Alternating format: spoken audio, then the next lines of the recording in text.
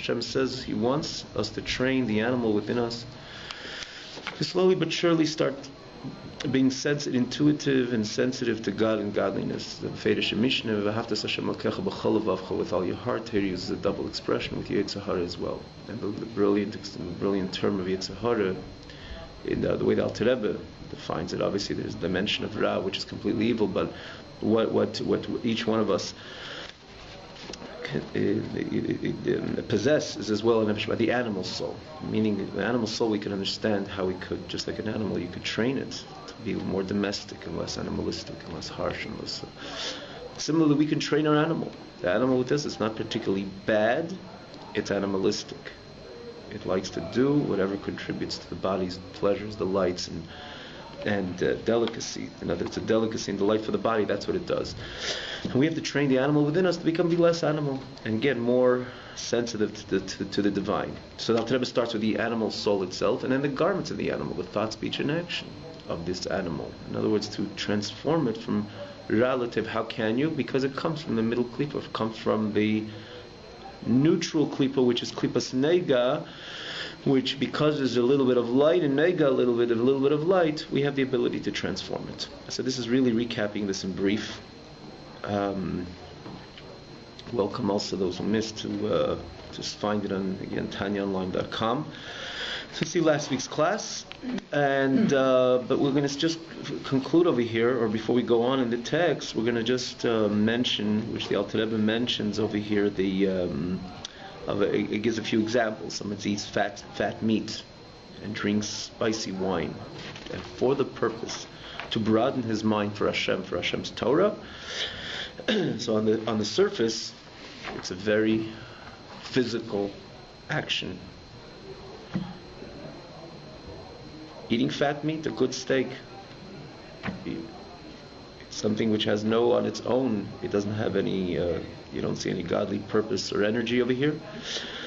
But if you're eating it laharchiv daiti l'Hashem, to broaden your mind for Hashem, or for Hashem's Torah, then the eating itself and the drinking this good spicy wine becomes like you're sacrificing an oila, a korban. And we spoke last week, the oila, even the korban, which is the greatest korban of all, which goes all on the mizbeach. That is the korban oila. And for that matter, the korban oila was also meat, but it was sacrificed to Hashem. And when you make a bracha and have in mind that with that it's going to contribute to your understanding the Torah you're going to learn subsequently, the Torah, the eating itself, the meal itself, becomes like a korban to Hashem. And it brings a Gemara. Rava said, "Chamer v'reicha pikchim." Good wine, v'reicha, good fragrance, as well good fragrance. It crystallizes the mind. And we brought down the story of the Rameir. I think it was, if I'm not mistaken, it was Rabbi Nachman. I have to look in again. That one day we're dealing with a certain subject, and the next day he brought so much clarity to that same subject. They asked him, what happened? Well, you were dealing with the same subject yesterday. They said, you said last night I ate fat meat. So he said, because of that, it crystallized his mind, it sharpened his mind, and it brought clarity to the subject they were dealing with in the Beis HaMedrash. So you see over here that even it's a very physical piece of meat, and cooked well, you're eating it, we're eating it normally.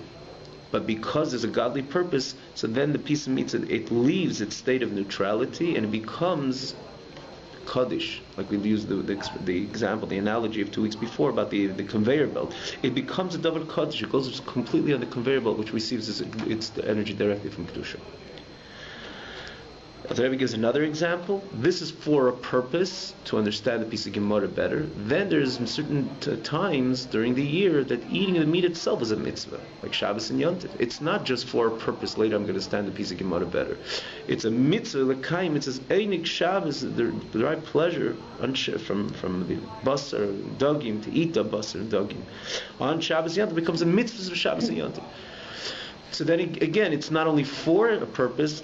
Eating itself, obviously, we don't have to. It doesn't mean that a person Shabbos and Yontif become completely lose it. In other words, become completely animalistic. I didn't mention a story last week, a famous story of the Baal Shem Tov, and he said he wanted to see he showed his Talmidim. He says, "I'm going to show you an ox in a shtraimel, an ox with a shtraimel. Shtraimel is that classic, the Polish hat, which was Polish covering on the head. It was many years. This was the Shabbos garment. Even till today, it's a Shabbos garment. They wear the special shtreimel. It was the oxen shtreimel, and he was sitting on Yid, which was sitting and eating his meat, which he was eating on Shabbos. So then he was so involved. So the Baal Shem Tov brought the Maimon is saying, which says, it's saying, to the place where the thought is, the thought of a person, that's where he is. Or the desire of a person, it's saying the place where he's completely motivated to be, that's where he really is.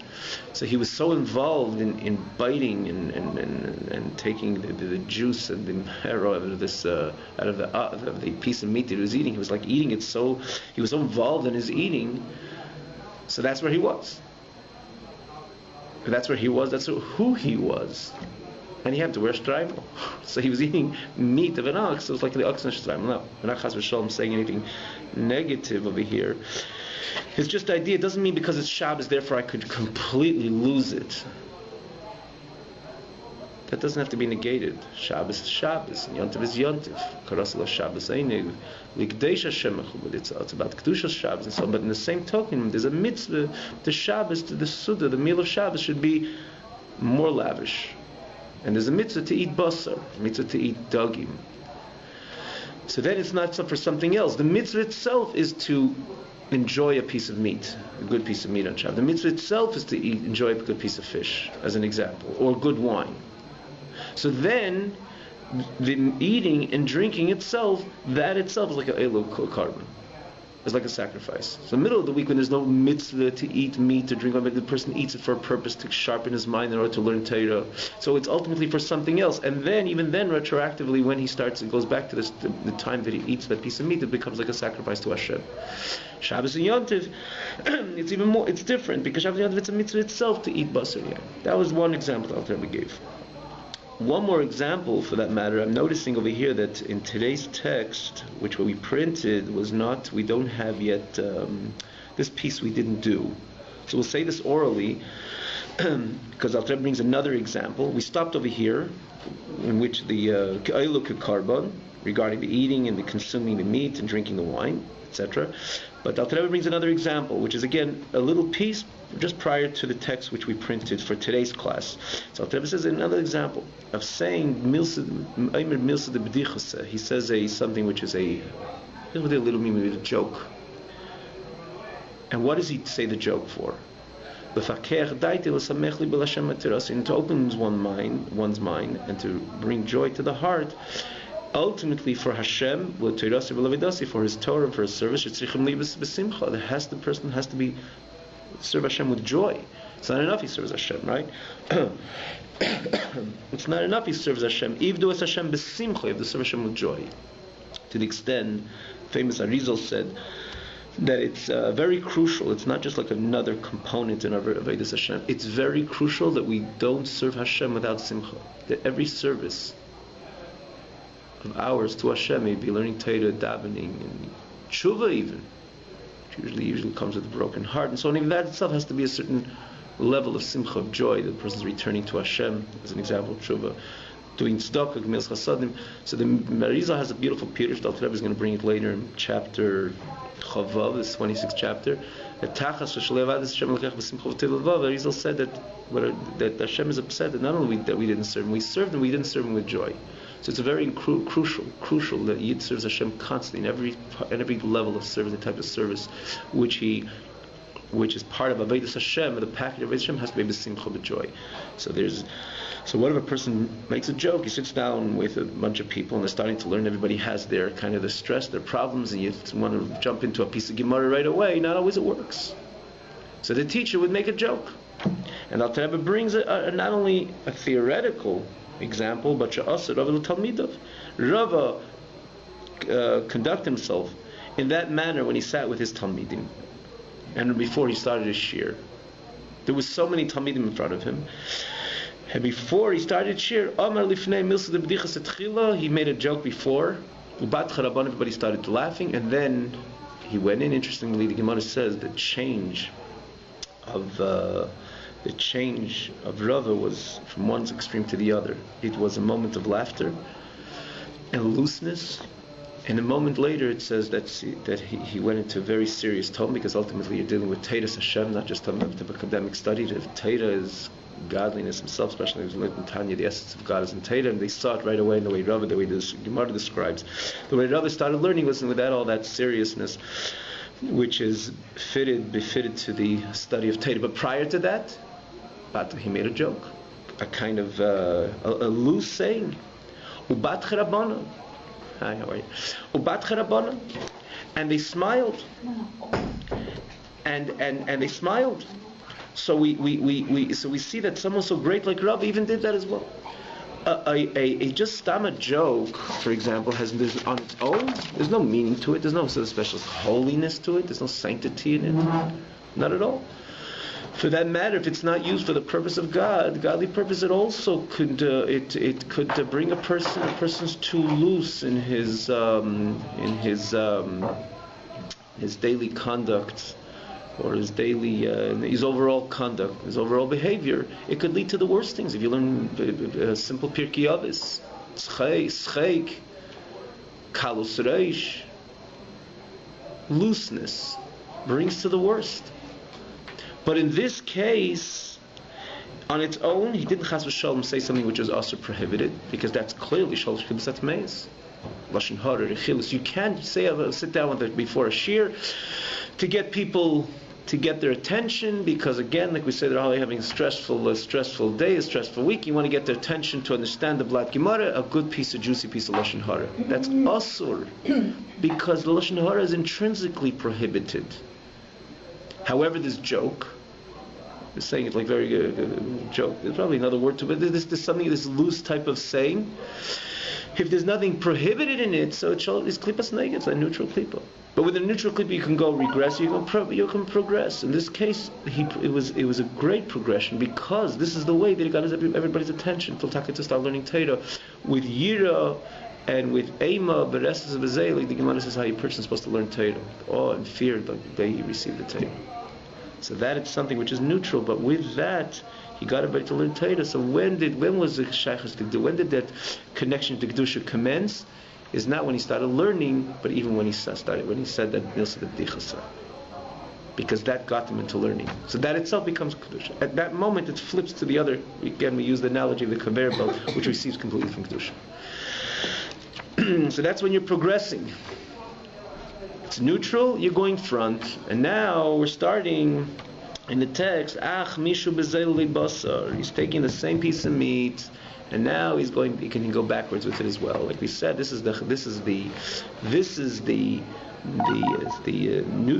you say something neutral, this is what the that vulnerability, if you will, of that neutral state of klipas nega, that if you're on top of it, if you're on alert, you can go ahead with it.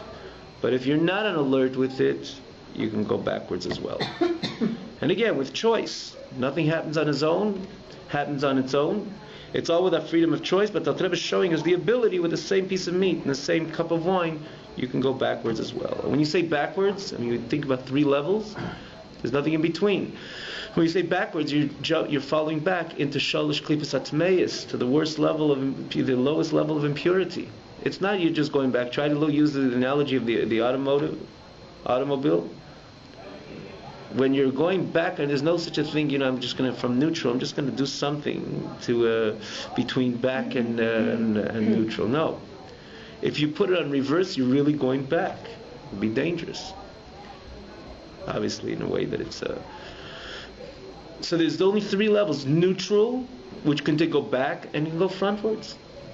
That's it. There's nothing else. So when you say that through this neutral state of the thought, speech, and action of the animal soul, and in this case of eating, consuming the wine, and drinking consuming the meat and drinking the wine, when you say you go one step back, God forbid, you're falling into that level of shalosh kibsat meis, which is really similar to eating a non-kosher piece of meat. That's how careful, in a sense, we have to be. Even something which is 100% kosher, if we just do it without any godly purposes, to a certain extent, it's much like eating a non-kosher piece of meat.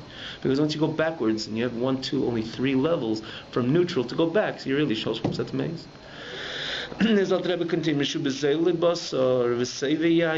is overly involved and engaging and overly indulgent in eating wine and the sevei yayin. Again, there's a lashon. If you see the with in an unrefined manner, and for that any purpose, just lemalas taivas gufei, to fulfill the lust, the covet, lust, desire, passion of the body, v'nafshe bahamis, and the animal soul. That's all he's eating. No purpose at all. For that matter, if you notice, you see the lashon zelud v'seve, which is the classic child, of the rebellious child, which Torah deals with. Because recently we had in the parsha that is a child which is Torah classified in the zelud v'seve. He eats kosher meat and drinks kosher wine, but he does it in such an unrefined manner. Rachmana litzlan can be one of the greatest sins, which could lead to the death penalty. Says the Gemara says it never happened because there's so many conditions and criteria in order that particular case should happen. It's a very short time in the child's life, and etc. It's from bar mitzvah, 3 months. The Gemara says it never happened. It's just dreish v'kabel schar. There's another part of Torah which Hashem says learn it and you'll receive a reward just to learn this, and becomes a mitzvah in the Torah. Is one of the 613 mitzvahs, and it becomes again part of Torah that you'll learn it, you'll receive the reward because you're learning Torah. It really never happened, but the idea of it, unfortunately, this can happen, and unfortunately, in over the years, in the history of Am Yisrael and Rahman in every generation, there's the child which goes astray. In what way? That he's not even before he gets to do anything which is completely directly prohibited, he does the permitted, but in a very ungodly manner, an immoral manner. So he has a little bit like the sparks of the zelud v'seve. He doesn't fit the criteria of the zelud v'seve the way it's classified in the Torah. Like the Gemara says, it probably never happened. But it's the concept. Conceptually, it exists. And the Rebbe says, eating kosher meat, but for the sole purpose, l'madas taivas gufei v'nashbaham, is just to fulfill the temptation of the body and the animal soul. And that you say hamayim. This is the water foundation. If you remember, just like in everything in the world has the eish ruach mayim for the fire, the water, the air, and the afar and the earth. And so too, the Alter Rebbe says in character of man associated with the animal soul. The Alter Rebbe elaborated on this in the first perek of Tanya. Each one holds within itself different negative animalistic character traits which are associated with the animal soul. Fire with anger, haughtiness, if you remember in the first page. Mayim, water, the Alter Rebbe says just like water, matzmichim kol mini tainu, produce and sprout all different types of pleasures like vegetables and fruits and so on. Water is an important component. They should grow and they should sprout and they should come out nicely. So too, the water dimension within the animal soul produces this character to look for anything and engage with anything which contributes to my pleasure. There's no godly purpose at all, just to fulfill my animalistic pleasure. Now, Rabbi say this again for the 4 evil foundations, which exists within the from there, from this, you say the foundation of water, there which comes the character of passion, of temptation to worldly matters, again, things which are just going to contribute to my comfort and joy and pleasure. So there's no godly purpose, so you're going in reverse now. The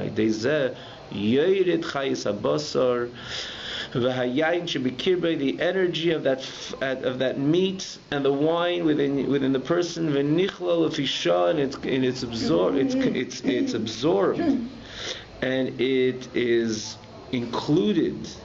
Well, soon Alter Rebbe is going to explain what is that lefisha. Lefisha means in a time for a timely period. We're going to soon find out what is lefisha. But what is Alter Rebbe basically trying to say? Mainly of a berak gomer. It falls completely in the total, in the level of total evil. Shabashol klipos atmeis, which is in the 3 impure klipos.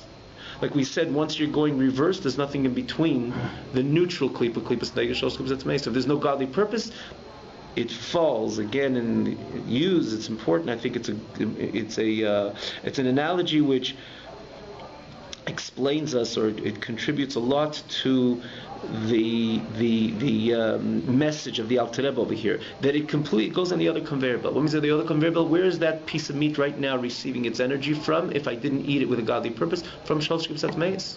That's where it's receiving its energy from, just like a non-kosher piece of meat.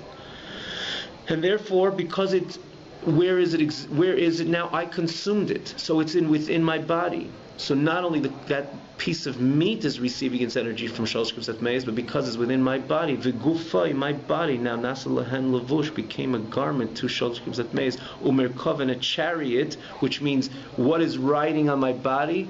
The energy of complete impurity.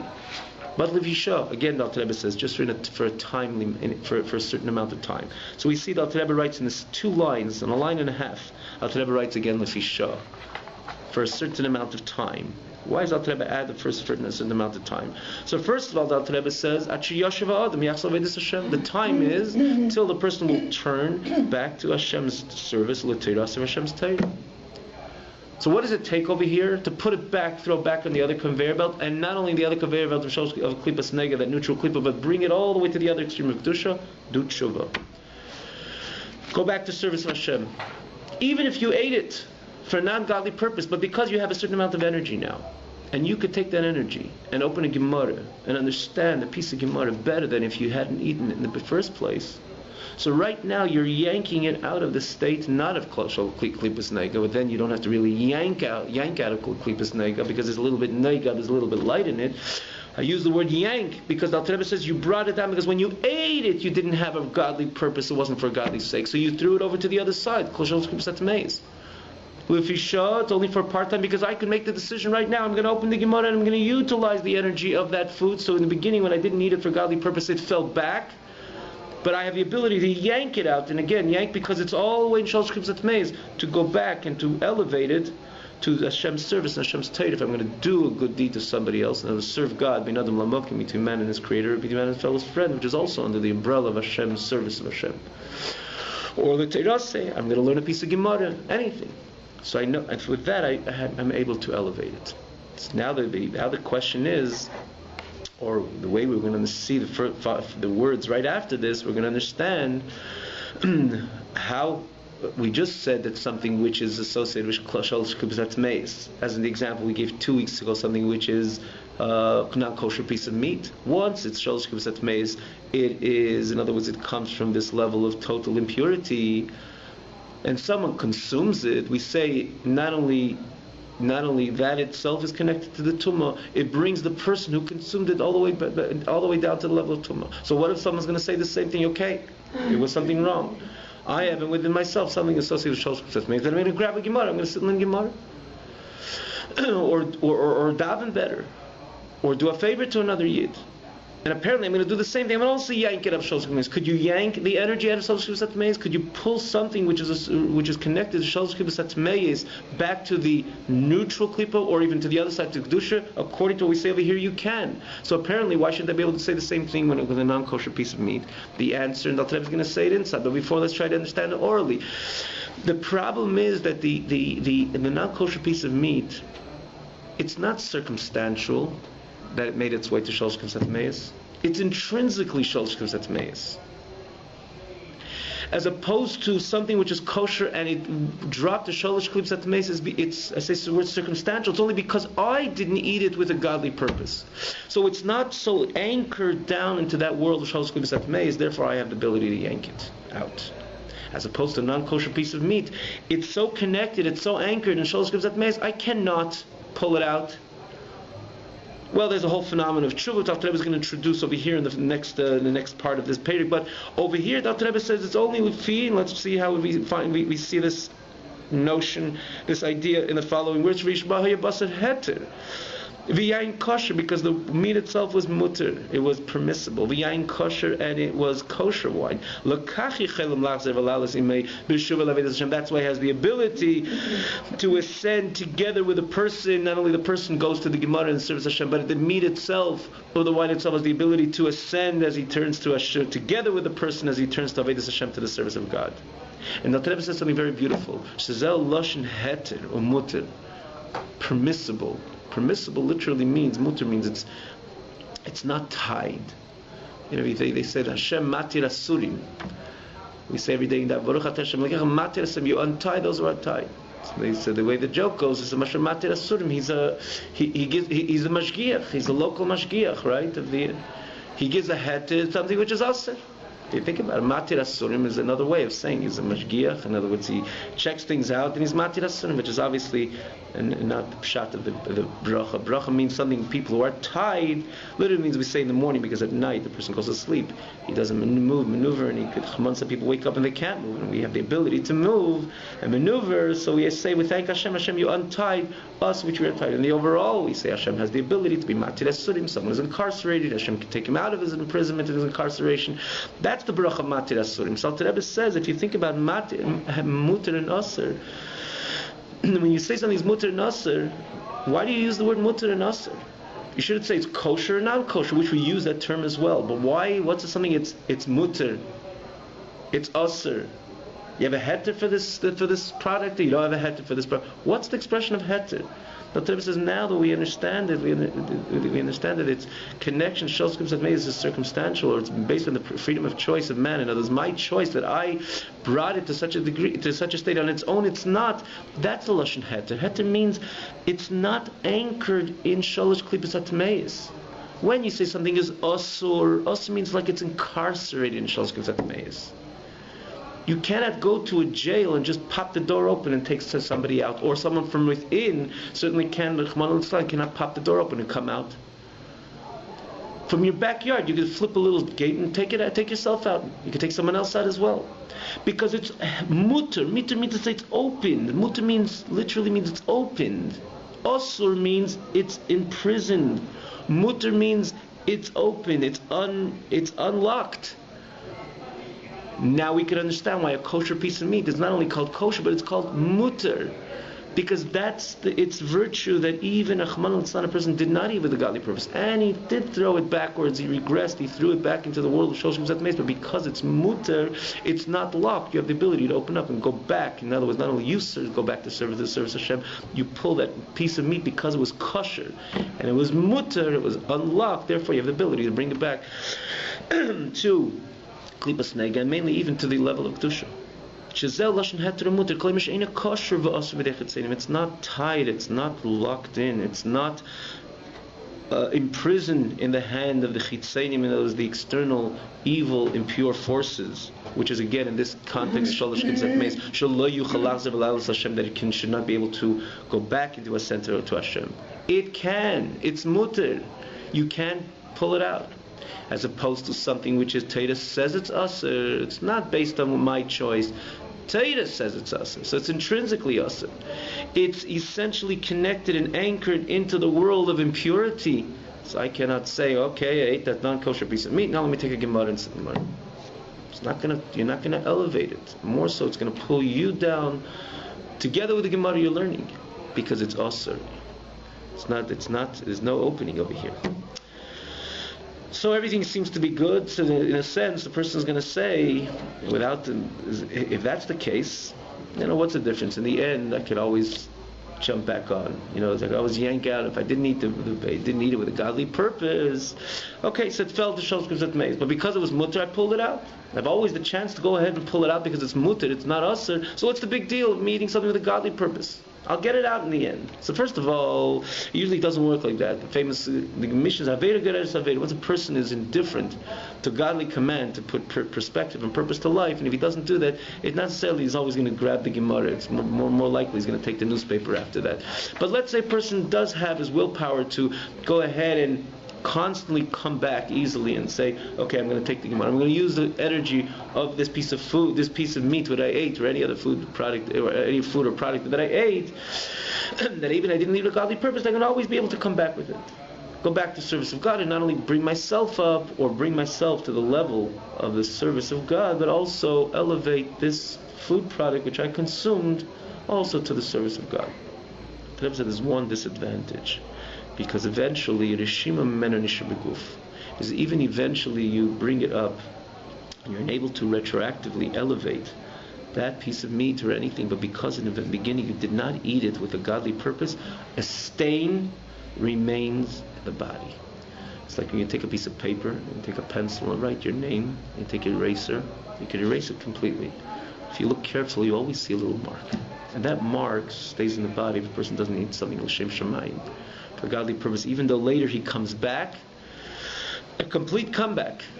And with that, and with the comeback, like we said before, because it's mutter, he's able to elevate that piece of food. But because in the very beginning, he didn't with a godly purpose, there's shima minisha beguf. And al kain tzar haguf lechibet hakever, famous chibet hakever, which is not Gehenim, it's not purgatory. He says when the person after 120, says certain malachim take his kever and they shake it up in order to get rid of this taint, this stain. What is the stain? It's not purgatory because it's not Gehenim yet, because it's no isur. It's not he consumed anything which is prohibited. For this you don't have to go down to Gehenim. But because of this stain which remained, even something which was permissible, so therefore the person needs the chibut hakever. Let's explain let's explain later. And what is this? And what is ultimately telling us? That we shouldn't always wait for the second chance. We sit down and eat, or anything a person needs in the overall, because he belongs to the he's an Eivid Hashem, he serves HaKadosh Baruch Hu. Doesn't mean every apple a person picks up does he have to you have to be a little bit normal also. I don't mean to say chas v'shalom you have to be very careful with the wording. A person does, the Chassidim Harishenim, before they took a bite into an apple, they thought 100 times if this is something which is going to contribute to my Vedas Hashem, or just something to me giving into my temptation.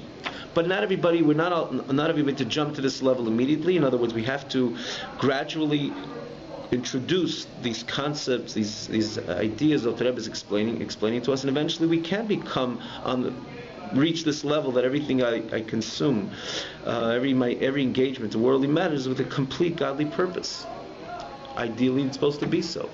Which this idea that Alter Rebbe is telling is a shima minit and menisha beguf, that a bit of a stain remains in the body, is encouraging to us that we shouldn't have to wait till in other words, to come in as a second time around, or after we just let loose, and then we're going to utilize the energy of that, because there's a disadvantage of that. You'll be able to elevate the food, but a little stain remains in the body. And if a little stain remains in the body, there's a problem. The person needs chibut hakever, so l'chatchila do it right. As opposed to something in here that Alter says, like we said before, this is something which is permissible. As opposed to things which are intrinsically prohibited, and that's a lashon asurais. They're imprisoned.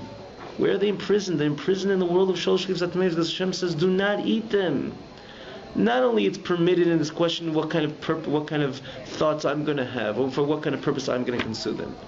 Hashem says this is meat, or this is food which is prohibited to eat. There are asurais. Same thing, bias asurais, in engaging. In other words, this is in the context of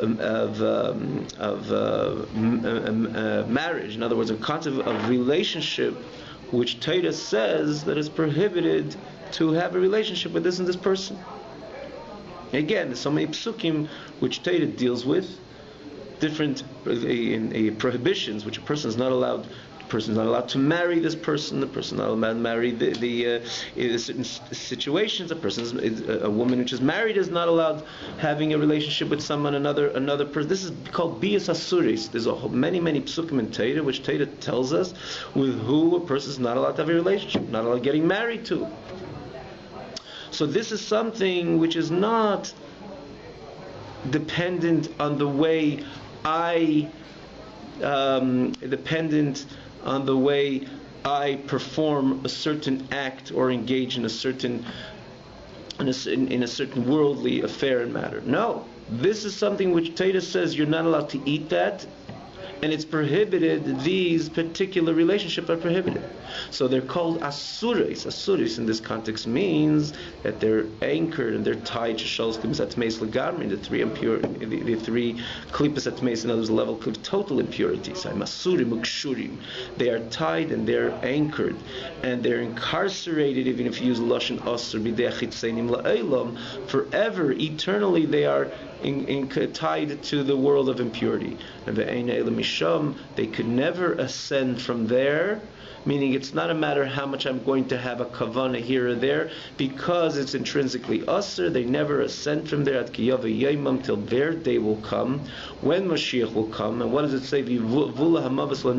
Death will be swallowed forever. And death doesn't only mean physical death, it means spiritual death. Anything which is associated with Kedusha and Mitzvah are called Chaim, is called life. Like the Pasuk says, Va'atim hadvekim b'Hashem Elokeichem Chaim kol chamayim. You cleave to God, you are alive, you are living, because Hashem is called Chai, it's true life. He does Torah mitzvahs, he connects himself to true and eternal life. Anything which is opposite than mitzvah, than Kedusha, than Tahara, the antithesis of it is ultimately death, may it be physical or spiritual death. And ultimately physical death is a consequent to spiritual death, like we saw by Adam Arishin. He's supposed to live forever, but he fell spiritually. Consequently, he fell physically as well. So the Alter Rebbe says over here that the pasuk doesn't. It's not a country. It goes together. When you say Yivul Hamavis LaNetzach, when Mashiach will come, death will be swallowed forever. It doesn't mean only physical death. The whole notion of death, which means as death being the antithesis to Kedusha, that will be swallowed forever. As like the pasuk says, Hashem says, I will take away the spirit of impurity. And the same thing, it says, it goes together, it's synonymous with all the midrashim which Hashem is going to uproot any evil inclination. Hashem is going to shech the Yetzer Hara. These are definitely different statements, but they all synonymous one with each other, that Hashem himself is going to uproot all levels of impurity. But if you want to use the one word for levels of impurity, one sentence, this is shows that Hashem himself is going to eradicate. When is that going to be? When Mashiach comes. When Mashiach is going to come, that's why it says, Asit Chazir Lihitayr. Be able to consume the Chazir. How's that? Because the whole problem of the Chazir now, because it's connected to Shalosh Kibsat Meis. Hashem is going to Surah Hatuma Avim, and the saying is very brief, just to understand that we find these Medrashim, these sayings of the Gemara, they're all ultimately connected, extremely connected, and integrated one with the other, interconnected one with the other. Because the problem of all this is that it's connected to Shalosh Kibsat Meis, the lowest level of impurity. But when Mashiach comes in, there's a pasuk that says, that Hashem says, I'm going to uproot and eradicate all levels of impurity. We can understand all these midrashim, all these sayings of the Gemara. Only then there is some security, or there's some hope to the problem of someone consuming machalas asuris or engaging bias asuris, because today they're asur, they're completely tied to shalosh kibsat meis, and therefore we can't just say, I'm going to grab a Gemara and learn Gemara with the energy of that, because it's intrinsically impure, and the ein el misham, they never ascend till their day will come when Hashem says it's rachtum avim min haaretz. Then we'll stop over here, but Alter Rebbe is going to introduce that what if the person lived in 150 years ago before Mashiach came, or 50 years ago, as an example, for the coming Mashiach. It means he's a lost case until the time when Hashem says, I'm going to eradicate all the impurity of the world, therefore he's stuck with Shalosh Kibsat Meis, and this is the worst thing a person would want to be stuck with, something which is intrinsically evil, intrinsically impure. Alter Rebbe says, Alter Rebbe explains that it's shaykh, it's still possible for man, even before the ultimate fulfillment of his ruchot ma'avim min haaretz, to alleviate himself from shalosh kibsat meis. How? That he does, we'll learn again, he does a special tshuva. Not just a tshuva that he's going to grab the Gemara and say, I'm going to do good. It's a certain level of tshuva, it's not a regular tshuva. We'll again, Alter Rebbe uses very, very unique words. Alter Rebbe himself says it's not a regular tshuva, it's a very unique tshuva. That's the only way the person, even though he did engage in things which are essentially prohibited, that he can alleviate himself from these impure forces and energy. And not only alleviate himself from them, but in a way that he could even transform them. It's an enormous word of the Alter Rebbe, which says that he's able ultimately even to transform them. And again, it's a whole subject, which is again the Alter Rebbe's investment to the next part of the Pedic, which we look forward to learn this coming week. Have a great evening, everybody.